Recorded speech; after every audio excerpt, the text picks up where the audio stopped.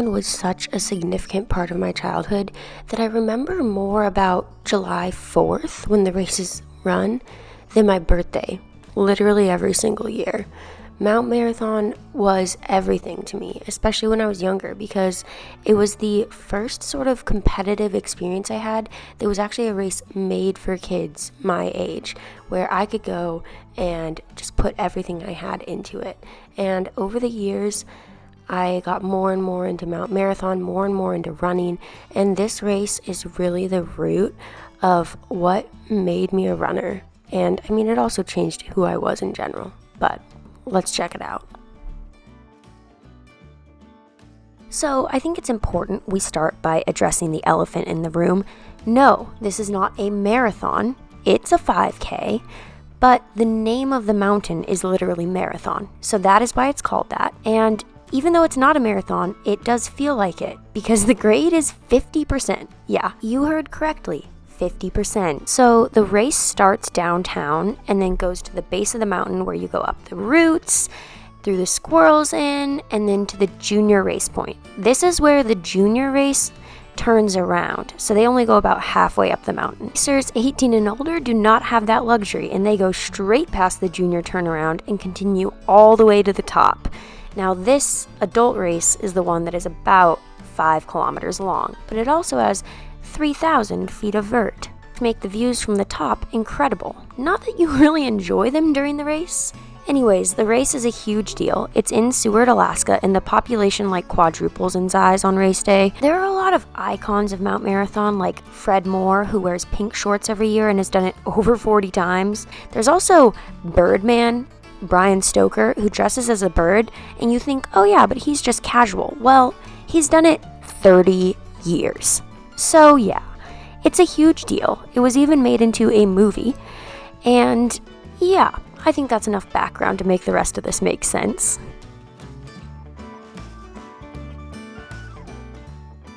My first year competing was 2007 when I was 10 years old. And you can't even see me here because I was really just like a face in the crowd, non-factor. But yeah, there I am in the maroon top and green shorts. Who let me choose this outfit, I would like to ask, but you know what? You go, girl. I am so young in this, I feel like I shouldn't even be allowed to be on the mountain, but I'm not the only one. There are tons of young kids doing this race. 7-year-olds are allowed to compete. Nothing super significant happened for me this year, but the main thing was that I did the race and I really enjoyed it. I ended up placing 18th, but I had caught the bug, and I loved Mount Marathon. I also ended up winning my age group in a time of 42:17, which made me excited to come back and compete the next year. In 2008, I was a year older and I was just ready and raring to go. At the start of the race, we were going up, and when I got to Squirrels Inn, my sister was cheering for me and she said, "Allie, you're the very firstest girl." I did not even believe her, but when I got to the turnaround point, the people there told me, "You're in first," and I was. I had a 13-second lead over Allison Barnwell, who was in second place. Then on the way down, I was maintaining my lead until we got to the decision point, which is where you can either take the cliffs or the waterfall switchback trail. Now, the cliffs are the steeper, more dangerous route, but the waterfall switchback trail is longer and safer and looks something like this. Now, my mom's condition for allowing me to do this race was I had to take the switchbacks, so I started sprinting down those.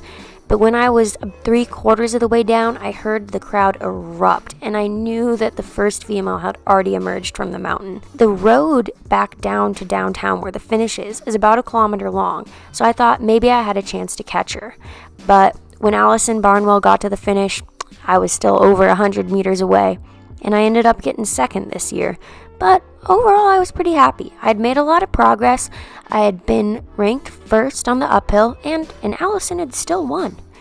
I also set an age group record for 7 to 11 years old in 37:35, and I think this was the first time I ever got a trophy for a race, so I was just overall very stoked about that. But looking back through results, I did notice that I was ranked 8th for my downhill time, which was not what I was hoping for, And after that result, I told my mom I'm never doing the switchbacks again. Going into my third junior race, you could tell I have a lot more confidence. I'm on the front line, I'm duking it out, I'm going for it.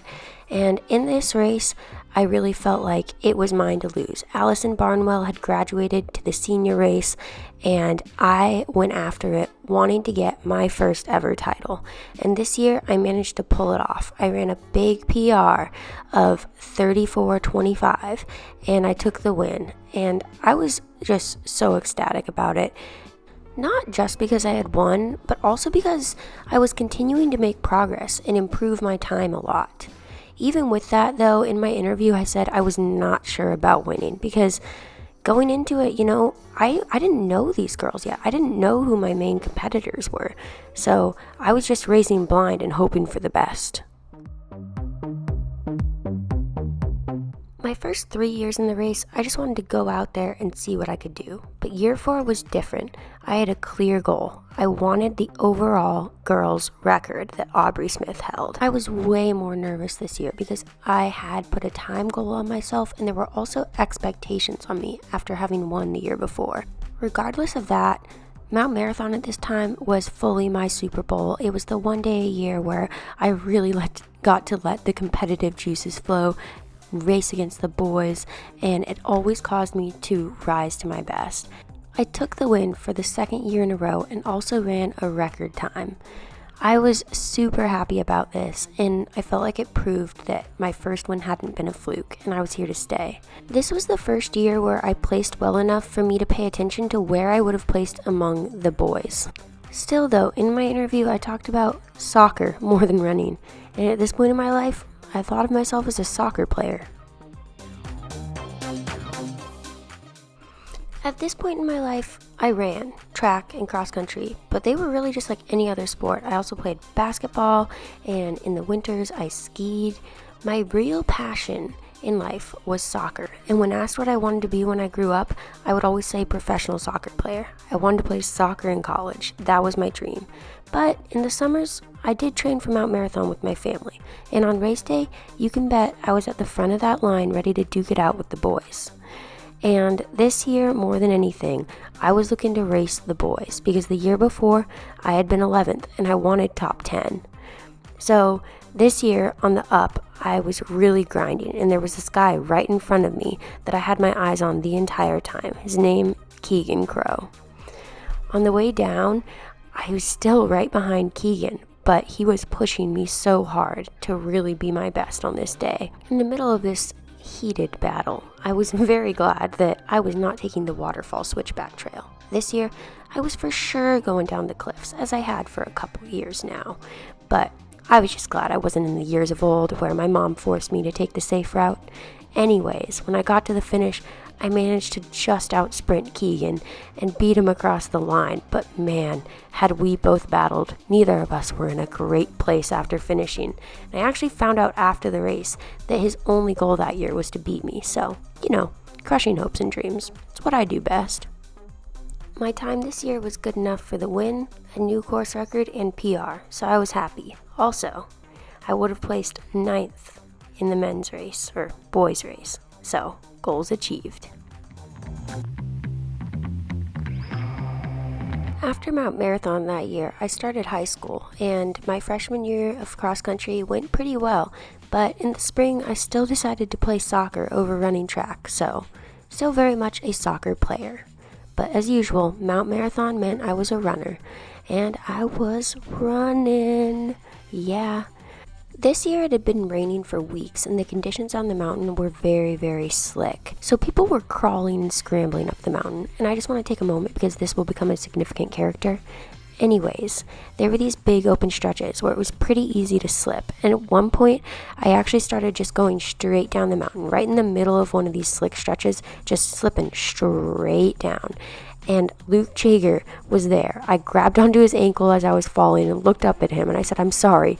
But he didn't seem to care, and later in the paper, he said he liked to call himself the human root. What a good sport. Anyways, the downhill was far better than the uphill because it's shale and rock, and there's less slipperiness as a factor. So I was able to rip the down, but the uphill was definitely slower than in years past. And so my time this year was not as fast.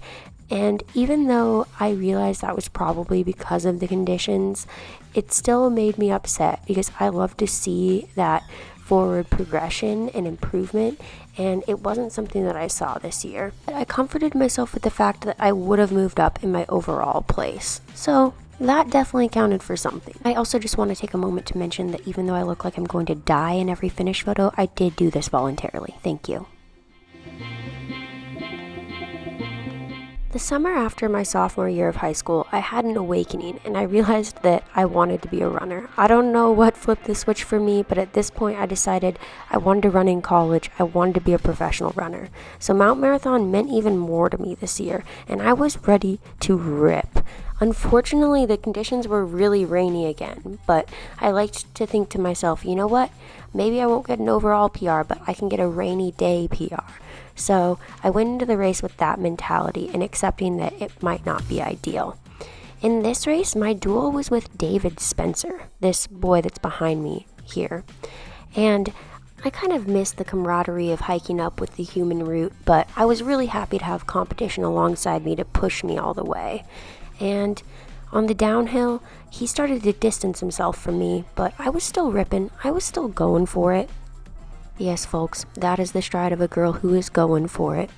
But anyways, coming off the mountain, I could see David, and I had a kilometer on the road to try to catch him. So I was going after it. I wanted to get him. But he actually managed to outsprint me at the very end by about 2 seconds, and he took the win over me this day, which was tough to accept, but I knew that he had pushed me to my best, so that's something that I'm thankful for. However, it did mean that I placed 6th in the overall race this year instead of 5th. It was still a fun day though, and I knew I had given it my all. Plus, I had achieved my goal of getting a rainy day PR by about 70 seconds. But I was just super ready to have a good conditions year. 2014 was my last year in the junior race, and it also happened to be a great condition year. So I wanted to take full advantage of that and show myself and everyone else all of the progress I'd made over the last couple years, since I hadn't necessarily shown that with the muddy conditions.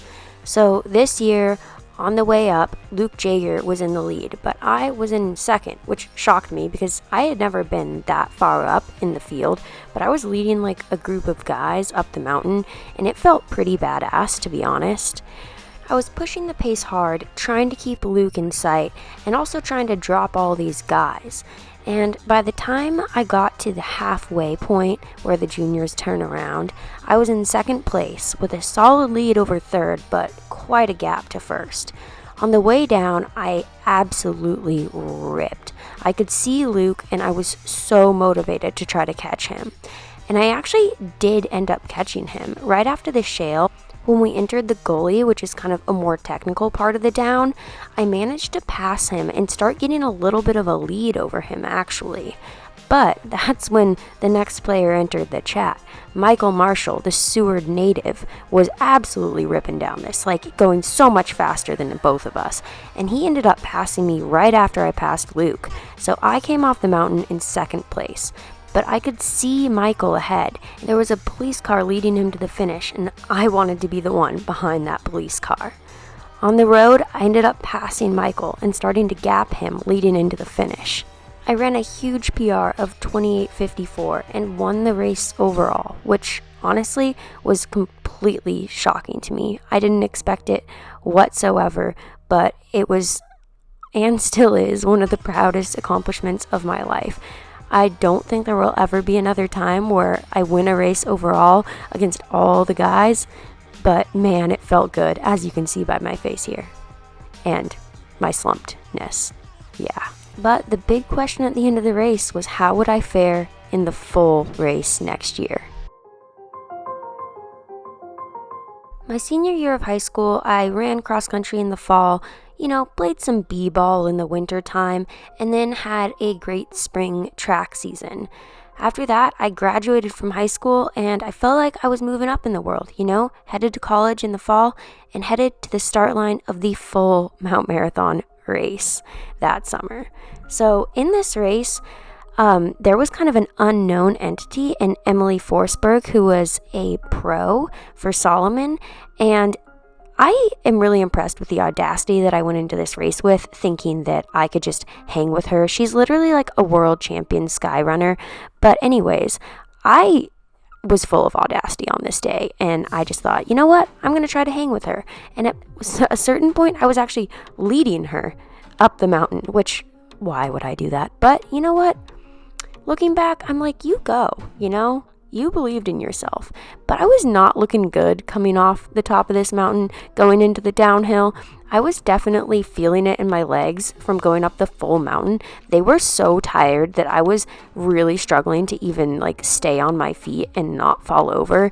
And this year I was very thankful for the snow and being able to just slide down that some, because my legs, they were not doing well. They were in a bad place. Emily came off the mountain. She is feeling good, I was still just grinding away, trying to get down the mountain. She destroyed me on the downhill.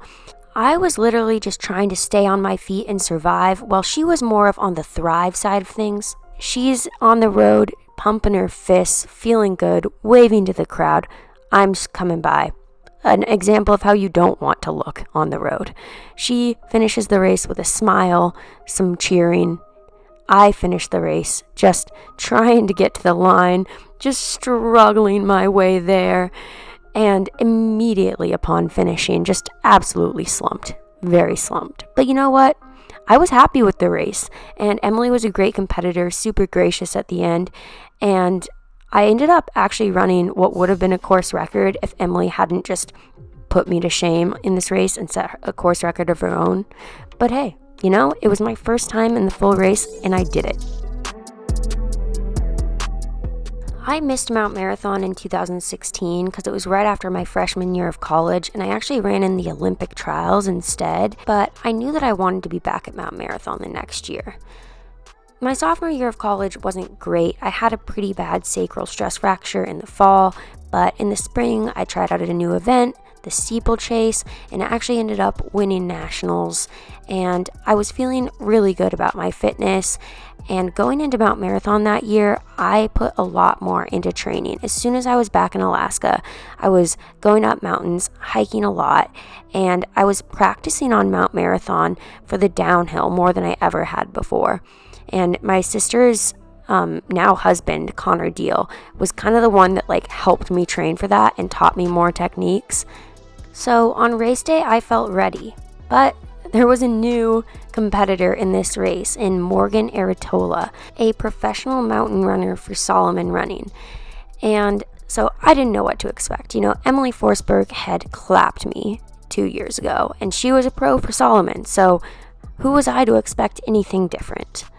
But once the race was off, I went in with the mentality that I wanted to win this year. And pretty soon from the start, I took the lead and led the pack onto the mountain. When I reached the halfway point, I was definitely missing the days when I was a junior. I was tired and wished I got to turn around, but I continued on. I kept grinding, and I was starting to get a small lead on Morgan, although she was still pretty close behind me. I actually have a full voiceover video of this race if you want to hear more about it and my strategy and technique during it. But overall, it was mainly just balls to the wall, go as hard as you can, and try not to think about how steep this mountain is. And when I got to the top, I look a lot stronger than I did in 2015. I noticed that when I was watching this footage back, that as I turn around and start going down, my legs are able to handle that eccentric load so much better than they could in 2015. I attribute a lot of that to the rehab I had to do from my sacral injury. I did a ton of lower body lifting, and I think it really helped me to strengthen my downhill, as well as the training that I did with Connor and just working on it and focusing on it a lot more this year. But the downhill was really where I thrived, and since I had home course advantage and knew the mountain better, I was able to get a lead on Morgan Aratola going through the shale and the gully. You can see me here on the crossover trail leading to the cliffs, because I would never even think about going down the waterfall switchback trail. No, Mom, I would never. When I hit the road, I was pretty confident that I would have the win this year, but that didn't mean I was letting off the gas. I wanted to see how fast I could go and if I could PR. I ended up running 49:19, which was about a 70-second PR, or 69 to be exact. And, had a lot of fun doing it, as you can see from my face here. So after 9 years of competing, I had finally captured a senior Mount Marathon women's race win, and I felt really good about it. But now the question I always get is, are you coming back? And the answer to that would be, it's not a matter of if, it's a matter of when.